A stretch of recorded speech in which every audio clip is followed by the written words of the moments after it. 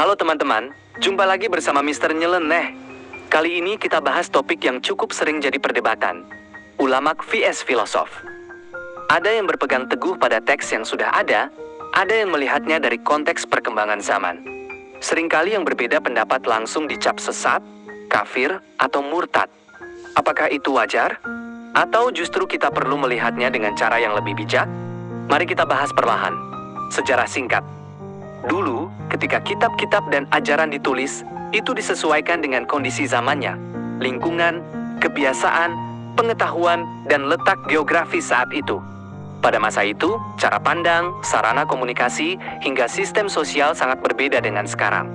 Para penulisnya menyusun aturan agar bisa menjawab kebutuhan dan tantangan hidup pada masanya. Jadi, ajaran itu lahir sebagai solusi bagi zamannya sendiri, perbedaan cara pandang. Pandangan ulamak yang kaku tekstual, berpegang pada teks sebagaimana tertulis. Alasannya agar tidak menyimpang dari dasar yang sudah ditetapkan. Bagi yang berbeda cara baca, sering dianggap mengubah esensi ajaran, lalu dicap sesat atau menyesatkan pandangan filosof yang kontekstual. Melihat teks tidak hanya dari tulisannya saja, tapi juga memahami latar belakang, tujuan, dan kondisi saat itu. Mereka membuang dogma yang sudah tidak relevan, lalu menyelaraskannya dengan fakta di lapangan. Terbuka pada kritik dan saran karena sadar dunia terus berubah. Analogi sederhana. Bayangkan saja seperti ponsel. Dulu ada ponsel jadul, fungsinya hanya menelepon dan mengirim pesan. Kalau kita paksakan tetap pakai ponsel jadul di zaman sekarang, tidak bisa akses internet, tidak bisa bayar digital, tidak mendukung aplikasi baru, tentu tidak relevan lagi. Tapi pondasi dasarnya tetap sama, tetap berfungsi sebagai alat komunikasi. Kita tidak menghilangkan fungsi utamanya, tapi kita mengembangkan sistem, fitur, dan cara kerjanya agar tetap berguna untuk masa kini. Begitu juga dengan ajaran, fondasi tetap dijaga, tapi cara penerapannya perlu disesuaikan agar tidak ketinggalan zaman, tujuan dan manfaat. Tujuan pembahasan ini, menghindari penilaian tergesa-gesa dan menghakimi orang lain. Memahami bahwa teks dan konteks tidak bisa dipisahkan. Mencari keseimbangan agar ajaran tetap hidup dan bermanfaat.